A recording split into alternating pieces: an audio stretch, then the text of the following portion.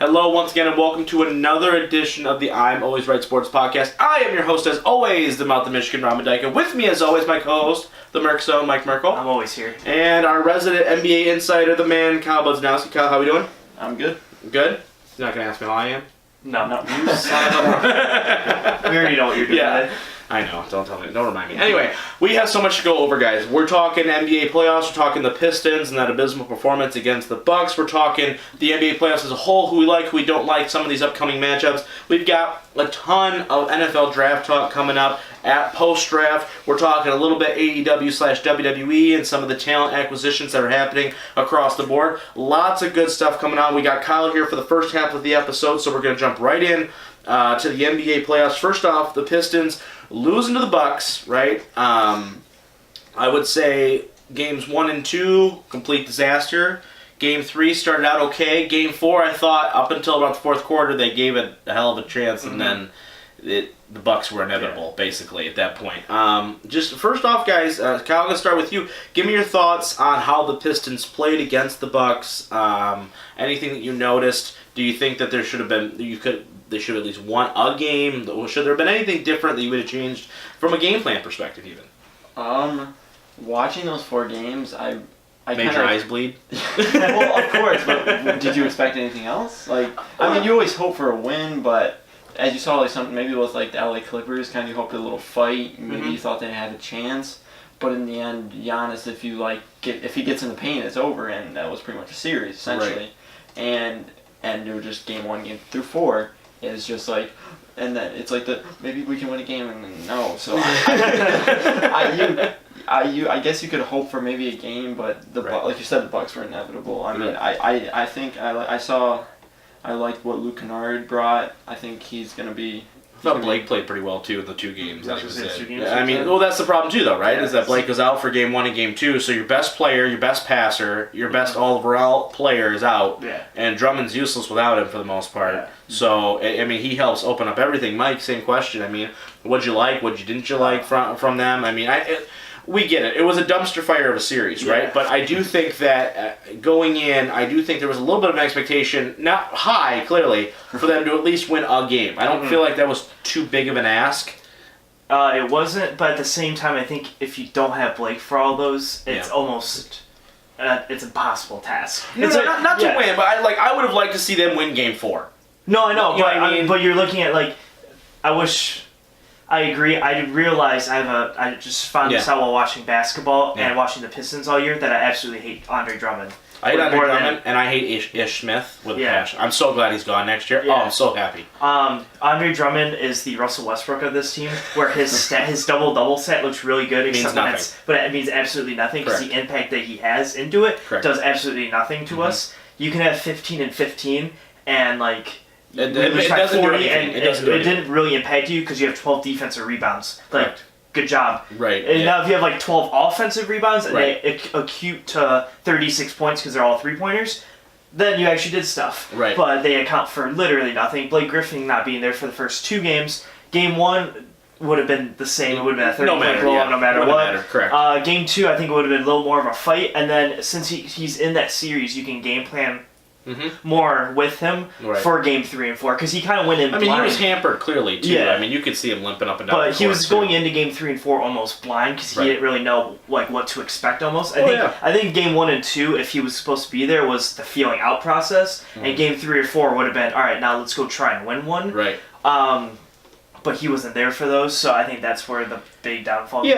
This team's just not ready. No, they're not. They're built They're built poorly, clearly, right? There's some guys, I know there was a stat out there where it's John Lure is taking up, $10 million a cap, and he wouldn't even dress for game 4. Yeah. You know what I mean? You got guys you're still paying Josh Smith for being bought out of a contract up until next season. You got Langston Galloway making $7 million a year. You got Ish Smith making $6 million a year. All guys who clearly are useless to you and need to just go away. Clearly, right? But another point is Drummond, right? I thought that he looked abysmal in Milwaukee. I thought he looked better in Detroit. Yeah. But once again, it's the Blake effect, right? Yes. And that's the point. I thought Reggie actually had a hell of a series. Yeah. I thought he played really, really well. It's unfortunate that he's our starting point guard instead of our sixth man coming off the bench, because I feel like he would have really added something coming off. Yeah, rather he'd be than, a great, because how good Giannis is and everything. Yes. His game is to go inside and shoot the floaters that he does.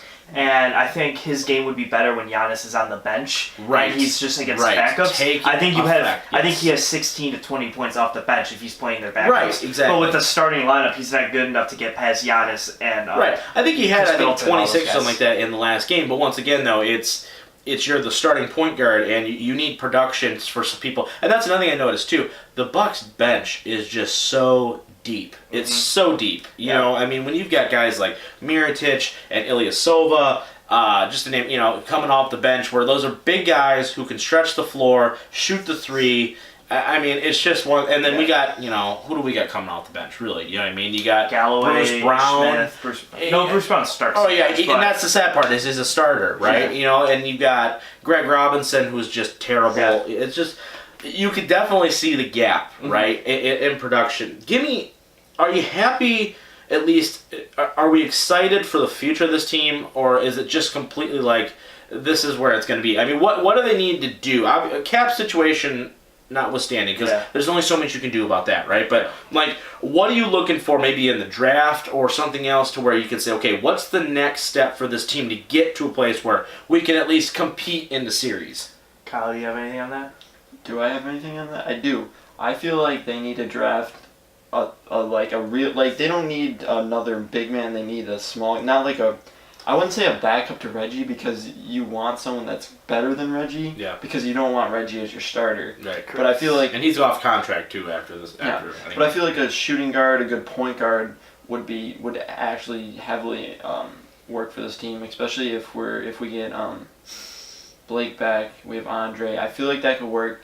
But other than the draft, unless they can get rid of some bad contracts and work something around that, I don't see where they can get out of this little hole that they're in. Right.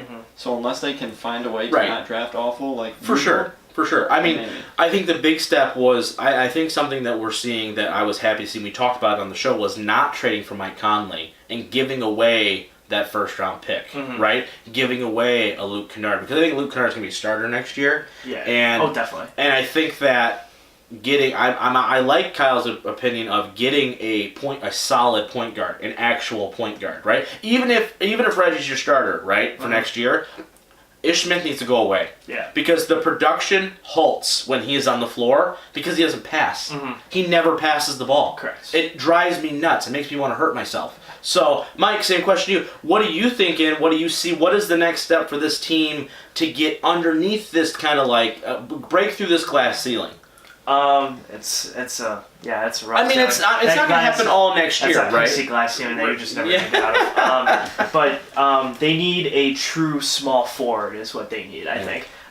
When you're having Bruce Brown play your small forward and he's 6'2", trying to go guard like LeBron, that's not going to work for you. Correct. And the only true small forward you technically have on the team is Glenn Robinson. And he's terrible. And he's awful. Right. So I would look at, if you're going in needs of order, I would go probably small forward, because then it moves Kennard. Kennard started at the small forward position, and that's not where he is a pure shooting guard. Right. So if you can move him back to the shooting guard spot where he belongs, and you get a pure small forward, then you can look at production from Kennard, the shooting guard, so he shoots. You have your big guys down low. Then you can go look for a possible Kemba Walker type deal. Maybe if you want to spend a little bit of money for just that one guy to really fill out the starting lineup. Right. You can go get someone like Kemba Walker if you're not entrusting of Reggie. But I think that small forward. Do you think this team goes anywhere with Drummond on the team still? Is Drummond? If we're looking at one guy right now who could, if you got rid of him, right? Is he the reason why you're not able to progress? Yes, and I only say it because he needs to be able to shoot. Okay, that's not. I mean, if you look at any team that has a lot of success, I think besides the Warriors, you could probably argue that they had DeMarcus Cousins for most of the year. Right. Is like someone like a Brook Lopez or Al Horford, guys that can stretch and shoot. Right. It really just stretches the court out. With Drummond, even if he's at the top of the key, Giannis is sitting in the paint still. Right. Because there's no reason to and guard you have that flexibility, you have that motion in there where you're constantly, there's a rotation. Yeah. where it doesn't matter if Brook Lopez gets it on top of the key because he's able to. Yeah, if do he's some and damage. Giannis is getting a shot now to Right. where people have to actually be up on top of him. For sure. And now For sure. when you have 5 guys that are sitting around the 3-point shot as the Bucks are, and everyone has to be up on them, Giannis takes 1 step and he gets around and there's no one in the paint to help. Absolutely. Whereas the Pistons have Drummond sitting up there, so you're like, all right, Giannis, Yeah, go sit in the paint. Drummond taking the ball anywhere outside of 4 feet away from the basket, all right, well, I'll stand here. It's like Draymond Green, honestly, for the Warriors. Yeah. Like, go ahead, you shoot. Yeah. I'll take That's that exactly chance the every strategy. single time. Whoever your worst defender is, just say Right. on Draymond, and he just Absolutely. sits in the middle and goes. If he starts making 9 threes a game, Draymond does. Right. Yeah, exactly. You can win. That's fine. I'll let you beat me with your 5th best shooter. Because it won't happen ever again. No. Yeah, I'm with you. So that's all right, fine. let's shift away now. We'll kind of pay attention to the Pistons and then where they go draft-wise and everything else as we go through. But let's talk NBA playoffs in general. I know it's something that we've kind of danced around for a couple weeks. We have the Warriors-Rockets game on right now as we speak. YouTube But people. I just want to start off, first off, give me something that surprised you guys from the first round or even early games of the second round series is where, I mean, I've seen things where outside of the Pistons series where that was pretty much one-sided, even these sweeps have been competitive, right? Like I would say like the Jazz Rocket series was close, right? I thought they played them tough. Like the Warriors series against the Clippers, obviously. The Spurs, aside from yesterday, which was weird, where they lost a Game 7 by just standing there and not fouling. That was a weird thing. But I love that. Overall, though, Kyle, let's start with you. Give me something that you're shocked by, maybe a team that's outperforming or outperformed, or something that's kind of taken you by surprise in this first series, and even some opening semifinal games. I thought OKC would play a lot better. I thought that would be a lot. I know that it was close and it was really a fight for most of the series, but wasn't really. But it really Damian Lillard really proved how much better he was than Russell Westbrook. Russell Westbrook really proved how gross he is. Paul George, I feel like I love that. Stepped How up. gross he is. That should be a shirt. We gotta make that a shirt. Yeah, exactly. And You're gross. You're gross. And Westbrook's face is on it. That should be a new thing for us. How gross is he? That should be like a scale. The scales.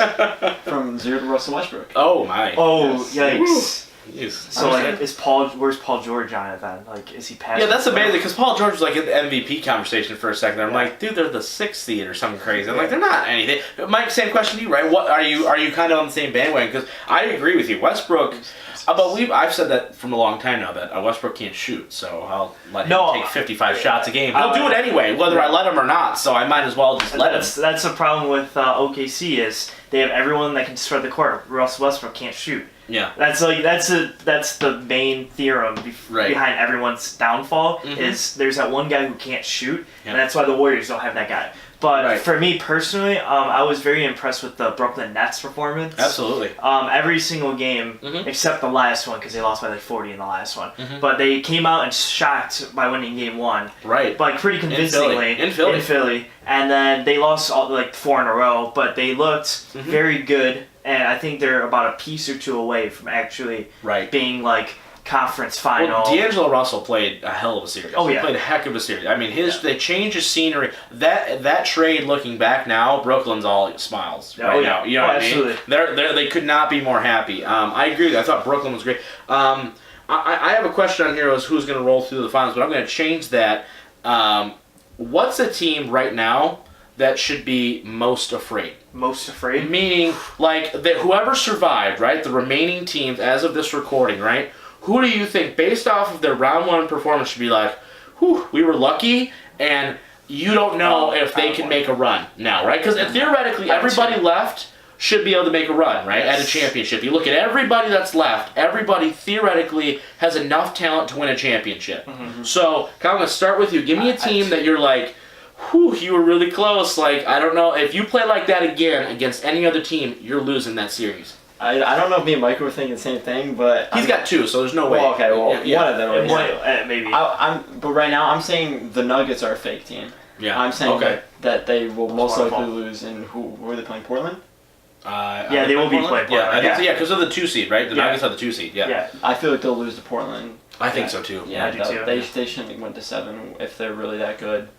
And Well, actually, it's a tough one though because you're playing the Spurs. And The Spurs is crazy. and he's like the Bill Belichick, where Right. no matter how good you are, he can find a scheme or something to like. But really you are playing a neutralize team you. too, though. I mean, the Spurs were what, the 7 seed? Yeah. Right. You're not like amazing, but like once Yeah. play. I mean, it's also the Patriots, so where like you might not be Yeah, good. they're the whole 11-5, season. and another team's 13-3. They're still I know, gonna but beat they're you. so good. the Spurs, they have Brad Popovich, but they don't have a Tom Brady on that team. They have That's a good call. You're right. DeMar You're right. DeRozan. They have a lot of good Yeah. young guys. So on I that feel team, like though. that the They just keep Nuggets reloading. should It's have stupid. Yeah, won. it's crazy that they can just draft and like somehow their point guard. You don't even know his name and like he's going Side crazy. note, by the way, did you guys know Pau Gasol was on the Bucks? No, I couldn't. I didn't know that until they said he was out with an injury game 4 when I was at the game. I'm like, he's on the Bucks. I'm like, he's just hopping from good team to good team, hoping to get another ring.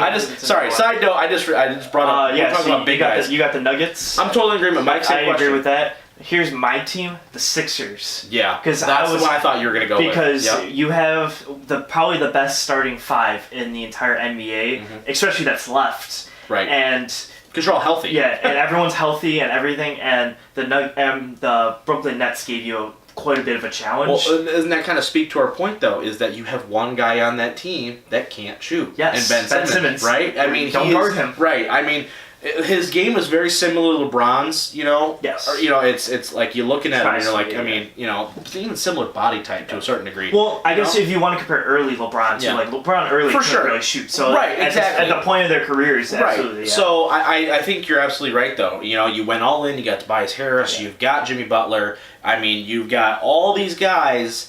You know, and this is supposed to be the time where if the Sixers, after going through the process, at the end of this process, don't win a championship, not saying necessarily this year, but they don't put it together here, it's not like they got a whole bunch of money that they're going to be able to spread around. You're going to have to pay Ben pretty soon, right? I mean, you're going to pay Jimmy? Are you going to pay Tobias? I mean, there's a lot of guys. You know, you're already paying Embiid, too, so you're going to probably have to give him a raise. Right now, there's only 3 teams I think that can't win it. Right. Sixers, Nuggets, and Portland. Yeah. I don't think have much of a chance at all. Right. I think every other team you can make a case Right, for. and that goes right into my next question. I want you to call your shot right now, because after getting out the upsets and anything else that possibly could happen in the first round, I think you have the best, teams left, right? Yeah, I think absolutely. you have the best teams left. The best. This is what I teams. predicted would be the 4. I think everybody kind of did. Except maybe right? OKC. I was at a point I thought OKC could be there. Yeah. In the final 8, but Well, this you'd think they should have been really, yeah. but this regardless. is about where I thought the whole league would go. So by looking at each team, right, you kind of eliminated a couple teams that probably most of us are already kind of writing off. Clearly, they can make a run, but Absolutely. Kyle wants to start off. You know, you are the guest. You know, call your shot right now and give me a reason who wins the title this year. 30 minutes ago, I would say the Houston Rockets. But just watching this game right now, it just proves me how much James Harden can't come up when he needs to. So, other than that, I'm going to say that the Milwaukee Bucks will be able to beat Golden State in the finals. Really? Okay. I feel like they can do it. Okay, so that's who you're calling. That's who you got. So you're saying they get past Boston, they get past Philadelphia or whoever, and they're rolling right through. All right, Mike. What you got, man? Rob, you go first. You're gonna I'm say debating me first? I'm debating between 2. Oh, jeez, I was hoping you weren't going to make me answer, and I was just going to skip past it. I'm debating between All 2. together. I'm really torn. Honestly, based off of everything that I've seen, I don't like the way Golden State's playing. No, I right don't now. either. I thought they played terrible. I do think they put it together, and now here's the thing: they get past Houston. I think that's a shoot. No, I think it's a safe pick if Right. you want to go the Warriors. Because Right. if they get past Houston, it's like you're in the finals. You have a 50-50 shot. That Right, exactly. I think this is going to be Boston's year. And the reason why I say that are a couple things. I think Kyrie's playing amazing. Yes. And once again, they're deep. They have players on the bench, right? If they get through the Bucks, I'm sorry, but Philadelphia ain't beating Boston in 7. No. You know what I mean? I'm sorry. What I see from them, and you just say, hey Ben, go ahead, shoot. Yeah. Yeah, like in all honesty, right? That's the one thing to where I look at it, and that's why LeBron was so successful. Because LeBron, even when he went to the Heat, he was like, all right, I don't have the best jump shot in the world. So what am I going to do? I'm going to get a stretch 4 in Bosh, who can shoot. I got Wade, who can shoot. Chalmers, who can shoot. Yeah, all these guys who can shoot around him, right? That's what they're trying to build with Ben Simmons. But the problem is, that shot ain't falling. Yeah. You know what I mean? So I'm going to say Boston. Okay. I like Hayward coming off. I like, you got so many great pieces there. So I'm going to say Boston. but it's really going to be. It's going to be close against the Bucks. But I'm going to say Boston just because I don't want to be the prototypical and something. Okay, well, because I'm not going to go. No, I'm not going to go any of those teams we just mentioned. I'm actually going to go Toronto. Toronto? Yeah. Okay, that's funny that we all took East teams. That's kind of a shock because I don't think any. Well, because I don't think the Warriors unfortunately can win it this year, and I don't know if Houston gets past the series. Yeah. So that's where I'm on edge right now. Tony looks Asian. You ever notice that when he shaves his mustache? He looks so Asian. I'm sorry, but that's interesting. I would never have thought that. I picked Toronto because I think they get through the Sixers pretty. 5 games, pretty nicely. Kawhi's playing out of his mind. Yep. I'm nervous about how Kyle Lowry will play through the series, but their starting 5 with Danny Green, Pascal, and Marc Gasol is very strong, and their bench is very underrated. For sure. When you have Van Fleet, Powell, and all these guys coming off, that can give you quality minutes, and you only go to 8 people rotations about the conference final time. Yeah, exactly. So you got to have best guns. Yeah, so once you hit conference final next round and stuff, you're gonna have 8-7 guy rotations. Right. And at that point, I think Toronto would have the best 7-man rotation around. So I'm gonna go Toronto. I think they could have if LeBron's not in the East the last 4 years. I think Toronto makes the finals at least one of the 4. Absolutely. I don't think they win, but I do think that they get there. No, I think they could have gotten there once or twice if for sure. He's not and there. You know what's crazy that we say that there's a commonality not just at their own East, but the biggest point of emphasis that we all have is the bench. Right? Yeah. It is the depth that these teams have built. The Warriors have no depth after their starting 5, right? Cousins is out. Livingston's hurt. Iguodala can't shoot free throws because you're a professional and why wouldn't you? You've got what's his name? Bogut as your big man, right? So I mean you've got a lot of question marks there outside of your top 4 in Golden State. Houston, once again, they're playing Golden State, so they're like, oh geez, playing Golden State, so let's poop ourselves. And I don't think Philadelphia's playing that particularly great. Denver didn't look good. Portland looked good against a bad shooting team. Yeah. You know what I mean? I don't know if if they go up against the Warriors and I don't think they have enough. They don't have enough firepower for that, right? So, I think if Nurkic is there, I think that's an underdog team. Right. But with him breaking his ankle or leg or whatever it was so a couple gross. weeks ago, Awesome. it was. You heard it. It was gross. But anyway, and he kicked it. Yeah, I know. A referee that's supposed to be able to see everything just kind of was like, "Oh, sorry, I didn't see your leg there." Oh, I'm sorry, I stepped on it. Sorry. Imagine the ref thinking that he's the one who broke his leg. Oh no! He's like, wait, am I that strong? Did I do that? Did I hulk up here or something? Oh, what's going on? That's fantastic. All right, that's going to be it for part 1 of this episode. Coming right up after the break, we got tons of draft talk and throwing in a little bit of wrestling right at the end. So we will be right back after this. Stick around. Hey guys, this is the Mouth of Michigan, Rob Mendyka from the I'm Always Right Sports Podcast. Just reminding you that we are live every single Monday at 7 in the morning on your favorite streaming services. All 5 major sports, football, basketball, baseball, hockey, and professional wrestling. I'm Always Right Sports Podcast every Monday, 7 a.m. See you there. All right, welcome back to part 2. Obviously, Kyle had to leave because he's a loser, so it's just going to be yours truly in the Merc Zone. Absolutely. We're talking NFL draft. We got to do it. It's the biggest thing that happened over the weekend. So I'm going to start with just Lions specific. Okay. Hawkinson at 8. Okay. Initial reaction. Okay. Because I'll wait to give mine. Okay, this is... I was actually in Endgame. Yeah. While this was happening. Right. So I was there. You were at the party. Yeah. I was too busy watching a very important movie to me. For real. So after the movie, I got up and I was like, shit, I think the Lions. Oh, I swore. The Lions just drafted, I think. And then my friend saw it and said, oh, I don't think you're gonna like it. And I said, what do you mean? And he goes, well, Josh Allen just went 7. And I said, wait, 7? Yeah. You're telling me. I got a story. Keep going. And then I was like, so we got who I think we got. He was like TJ, and then my heart sank a little bit. Yeah. But at the same time, I was like, let me see what they do through the rest of the draft, and then maybe I'll change my mind. Yeah. So I was heartbroken a little. Oh, I was more.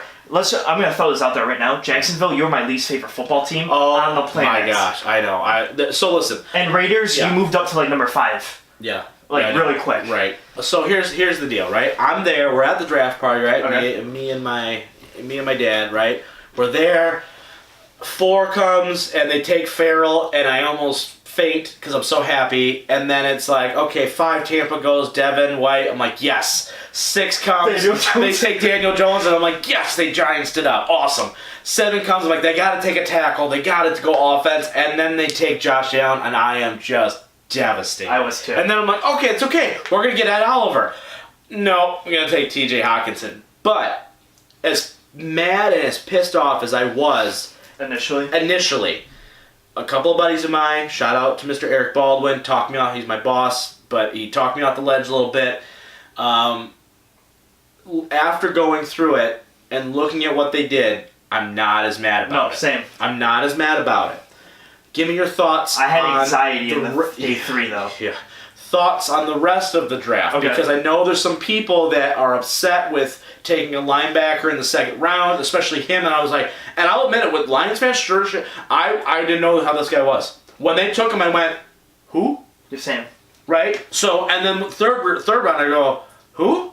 Yep. You know what I mean? So, but looking at it, yes, and understanding what they did, why they did it, Bob Quinn coming out and saying, listen, there's very few guys in these drafts who fit our athletic type, our profile for positions, whether it's linebacker, whether it's corner. If you look, right, the other corner they took, the guy that we thought everybody said was going to get taken in the 2nd round, we took him in the 5th, right? He's a big 6'2", 185 corner, right?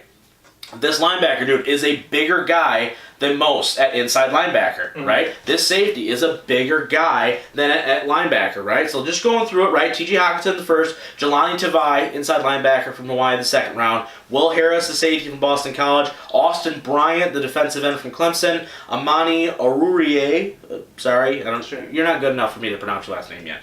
Round 5 corner from Penn State. Travis Fulham from Old Dominion as a wide receiver. Ty Johnson in the 6th round from Maryland. Isaac Nuada, I don't know how you pronounce his last name either. In the 7th round, a tight end from Georgia, and then P.J. Johnson, a defensive tackle / nose guard, who's probably your heir apparent to Snacks if they don't get a long-term deal done. So, looking at it as a whole, I go, need,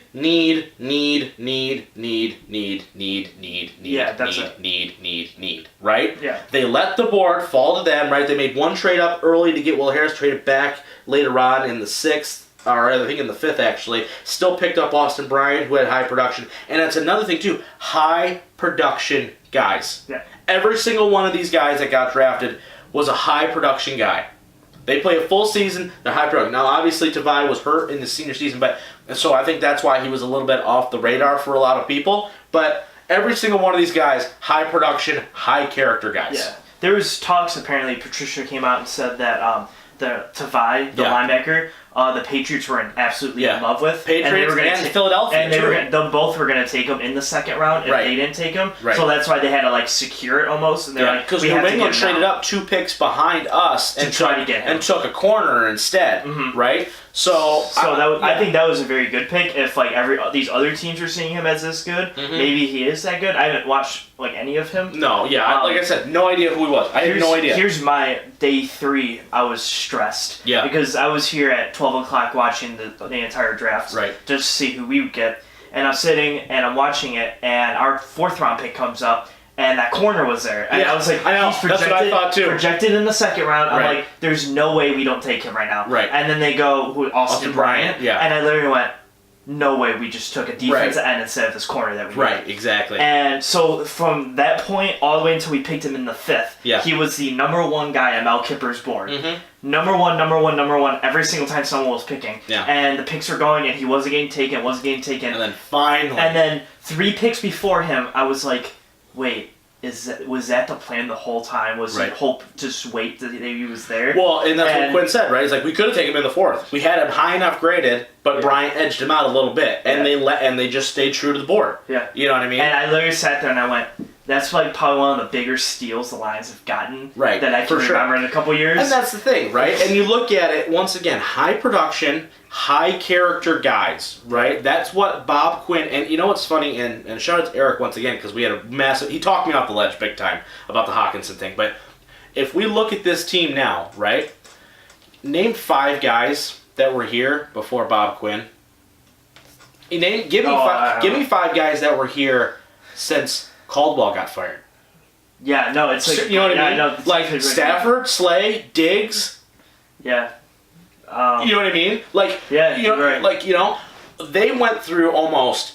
You know, it could be more than that, right? But just overall, right? Yeah. Point being, especially since Quinn's gotten here, there's nobody from Mayhew besides those three dudes. No. So they went through a full roster rebuild in 2 years, basically, right? 2-3 years. From Caldwell's last season to now, right?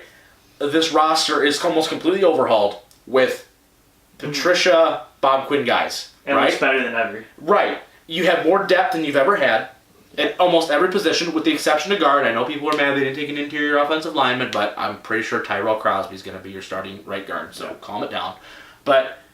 And they've completely overhauled this roster, and they did a full rebuild right in front of your eyes, and you didn't even realize it. Nope. They didn't tear it down.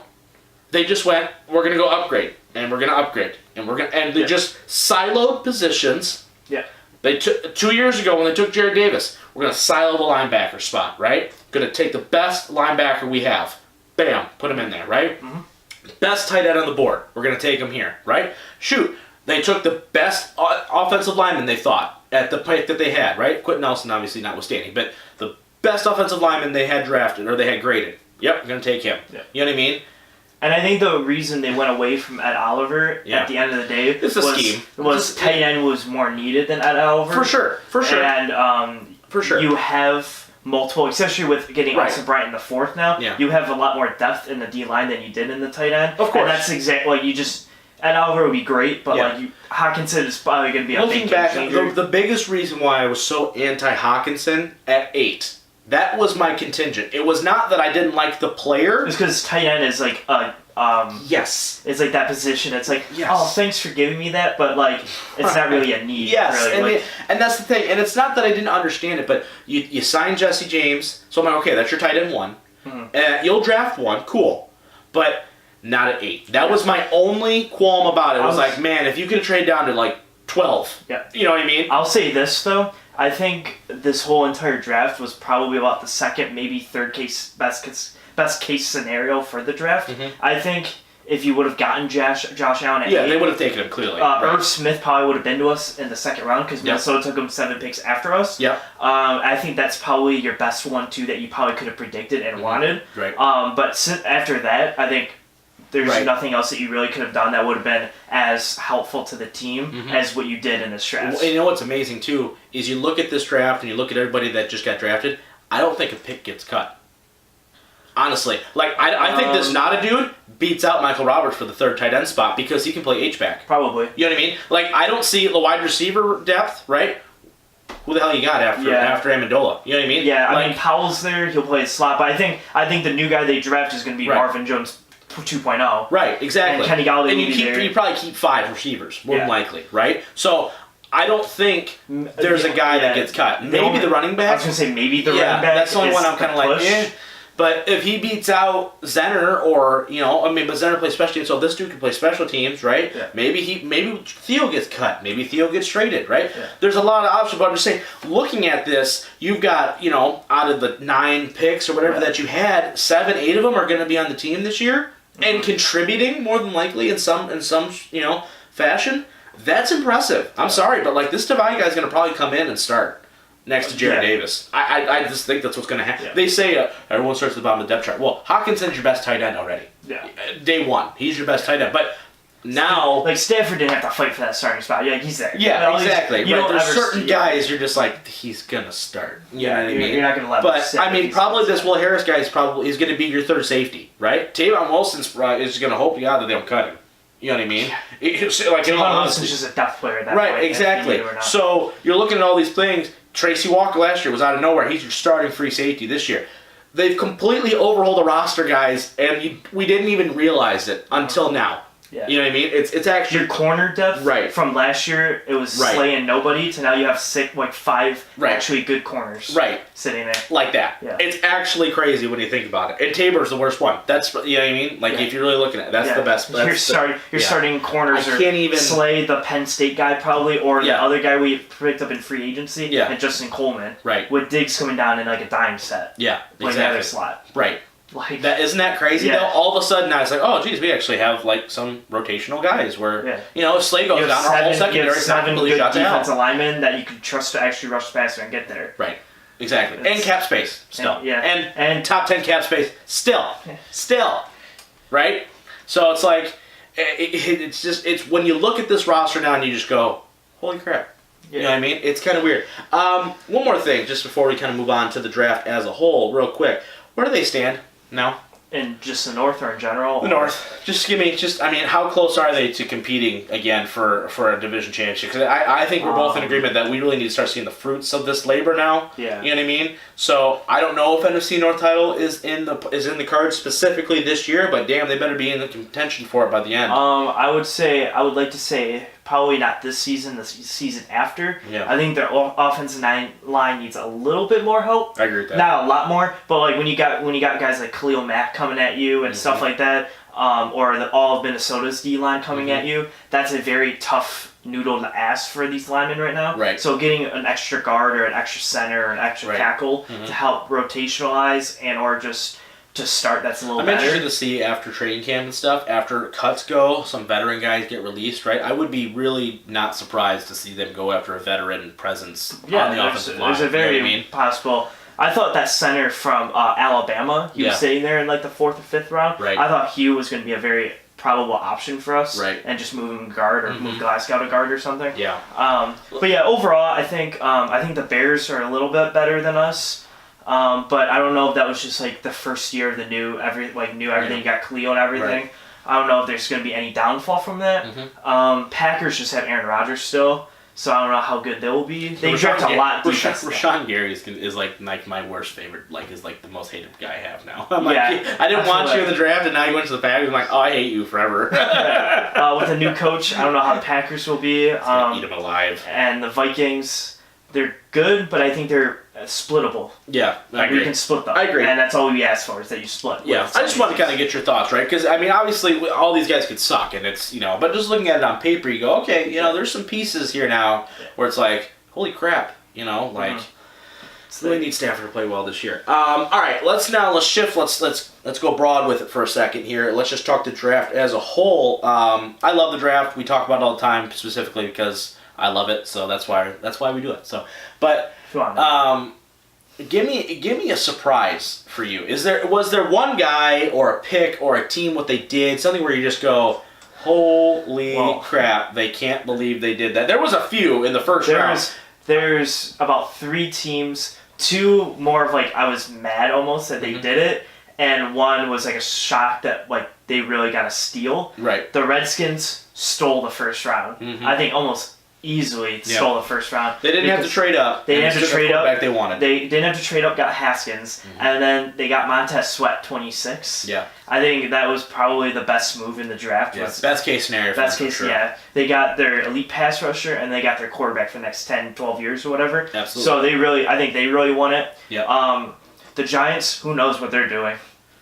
They're looking like us 10 years ago. No one knows what they're doing right now. Right, Picking Daniel Jones at 6. Yeah, that's the one where you could have gotten probably at 17 if you really wanted to. No kidding, right? That's the thing. That's the one where I'm like, everyone's like, the Giants are having a quiet, good draft. I'm like, no, they spent the 6th overall pick on a guy who is terrible. It's like the best quarterback. He was terrible in college. He wasn't good in college. I get it. David Cutcliffe is a hell of a coach, right? Yeah. Great quarterbacks coach, but Daniel Jones is not a good player. It's not like, it'd be one thing if he put up like 50 touchdowns, but Duke as a whole sucked, right? I get that. Yeah. But he didn't do that. No. You know what I mean? It's not like he was blowing away the stat sheet and he's like, well, my guys just suck around me. I would understand that, but there's none of that. Nope. You know what I mean? So I just, And I feel like the Raiders were kind of blowing it with like who they had available and who they ended up picking, especially in the first round.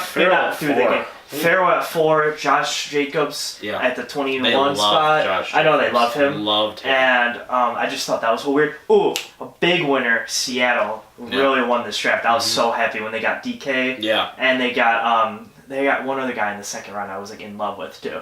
I can't think of his name right now, but I think Seattle. If you just go look at their needs, for sure. who they got. I thought New England had a hell of a day. They also gosh. hitting on every cylinder. Oh my lord, it was stupid. I thought they had a nice draft. I really liked what. What's the other team that I was thinking of too that I really liked what they did? I thought Jacksonville did. I mean, you got Jawan Taylor in the second round. Everyone thought he was going 7 to you. Yeah. And you got him in the second round. That's not bad. Yeah, you got both guys you probably really wanted. Exactly. Projected to you. Right. I thought there's a couple teams obviously at the top there. Like, I thought the Cardinals actually had a pretty nice draft. I thought they blew it a little bit with the Josh Rosen thing. I thought they could have, if they would have, kind of flexed it a little bit more, they probably could have got some more from. They got a second round pick and a 2024th round for Josh Rosen. Yeah. That's a lot of draft capital that you wasted to get a guy. You know what I mean?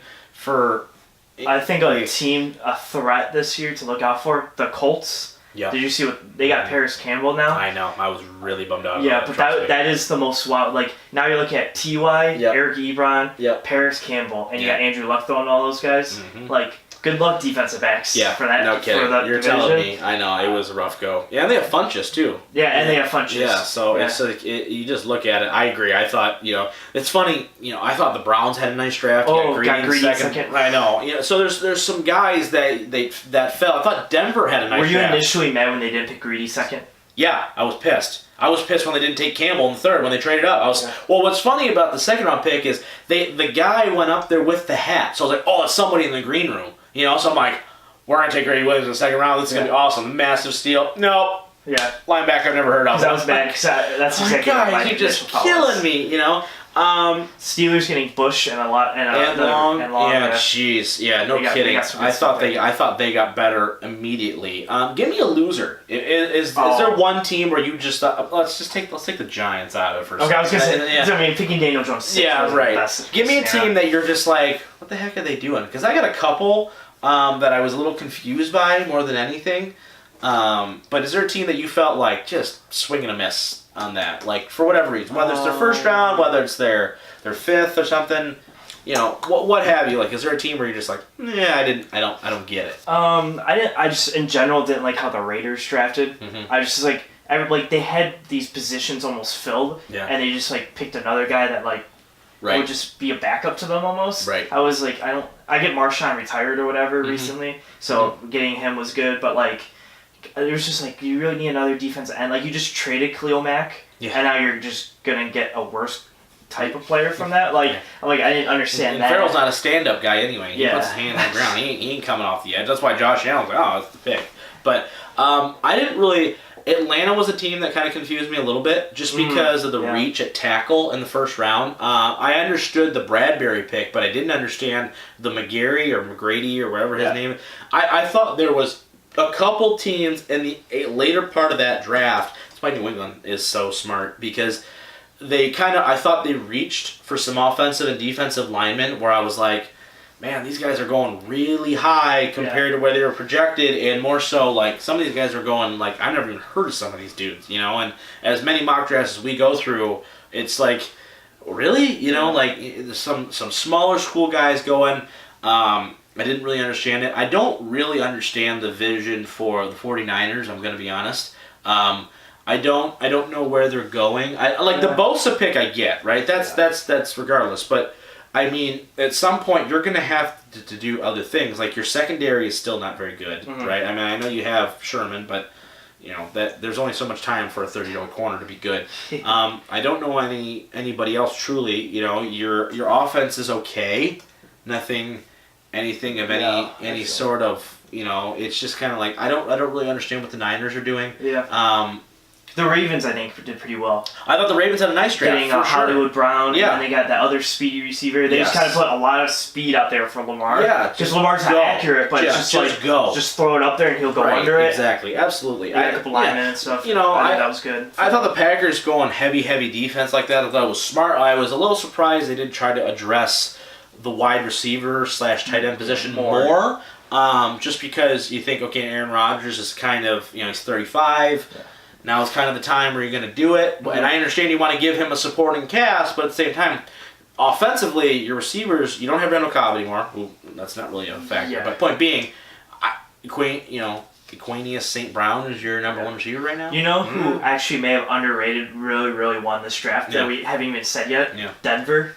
Yeah, I would just say Denver, right? Getting Drew Lock in the second. Drew Lock, but then they got Noah Fant in the first round. So and trading back 10 spots, too. Accumulating more picks at the same time and still getting the guy you wanted. And then you got your quarterback that was supposed to go in the first round going in the second round to you. You got a tackle right before that because they went back-to-back on that, so that was interesting, too. I think that was tons of good stuff. I'm interested to see after rookie minicamp kind of getting, more reports in about these guys, right? Okay. It's just... Hockenson can't catch a football. Fantastic. Dude, I love that. Did you see Ebron after they picked him, too? He's making all these jokes. So I'm like, hey, listen. Well, listen, Ebron is a pure receiving tight end. Right. Hockenson can do both. Right. So there's a total different, they're not even the same. He's not even in the realm of... Right. If they took Fant, I'm like, okay, it's the same guy. Yeah. I get that. He goes out and you still don't know if they're going to run or pass. Right. When Ebron's out there, you're like, oh, so... Right.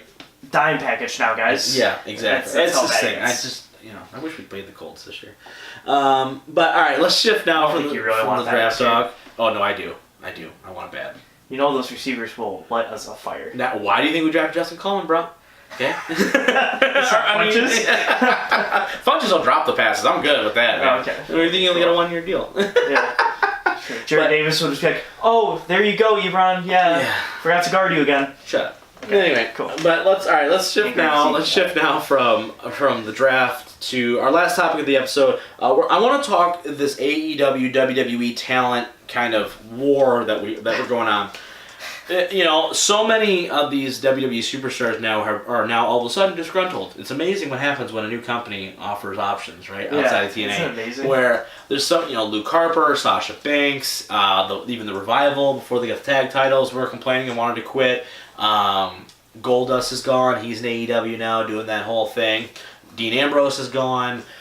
There's just a lot of people. There's a lot of guys that are either upset. Ty Dillinger's another guy.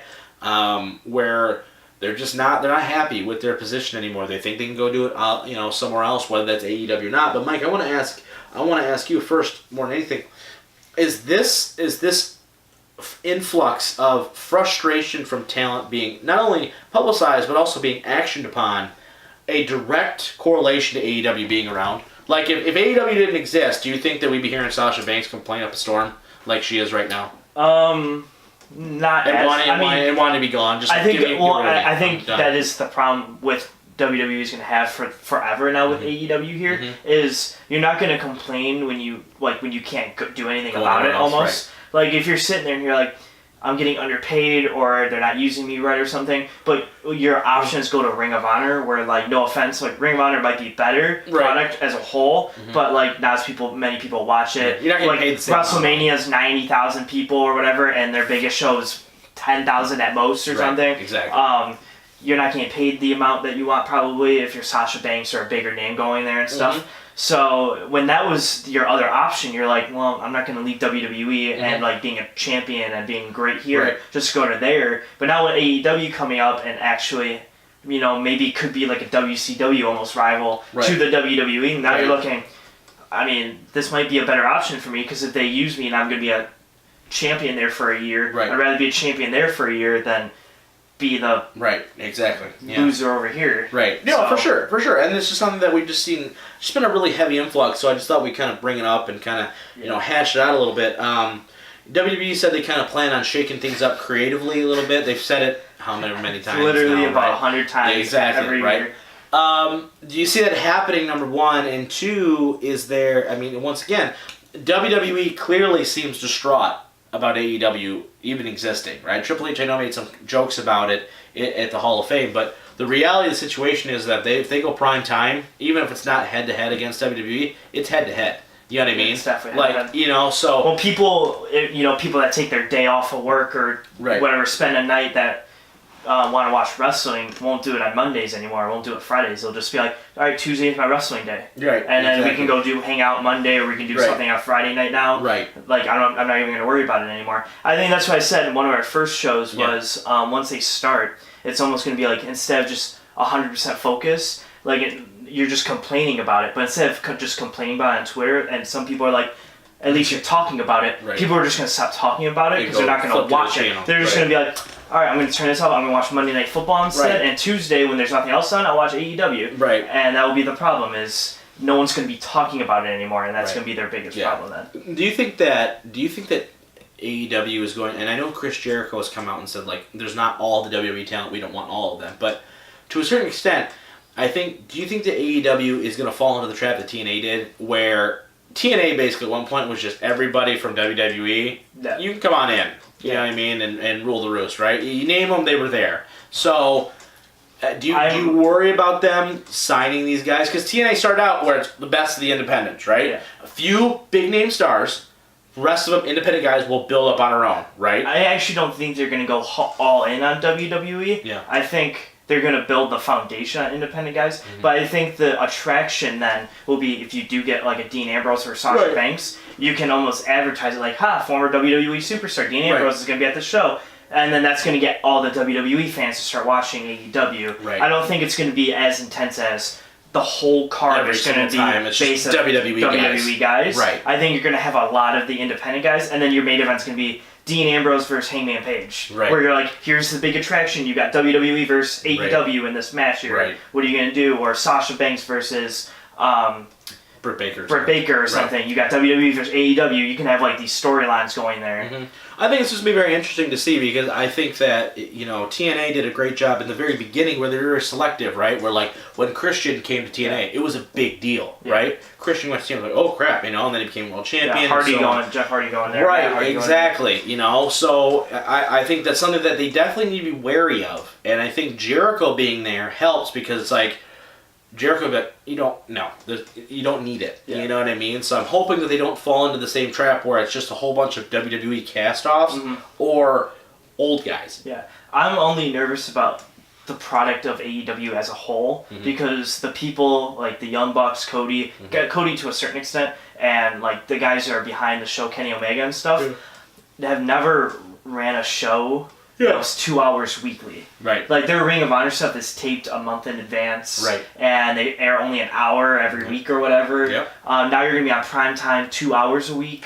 And can you fill enough writing and everything in advance? I don't know how you're going to do it too, to where it's like, okay, the Bucks are you've already announced the Bucks, Cody, and Kenny are all executive vice presidents. Yeah. How do you make that story compelling for it's like, okay, well, you're the vice president and it's almost like it's like so you got these titles. Yeah, you got these big name guys, but they almost can't win their championships, right? Because it's like, so the vice president. I firmly believe Hangman Page is going to be their first world champion. Yeah, absolutely. I firmly believe that. Yeah, because he's like the biggest name that's not. And then vice someone president. will beat the Bucks in the tag team title final or something like that. Yeah, and it's going to be a big no favorite at any championship tournament ever wins the title. No, ever. So it'll be interesting. I just thought it was something to bring up. Obviously we'll kind of monitor it as we go. I can't wait for Double or Nothing. I'm very excited for that. I'm really excited.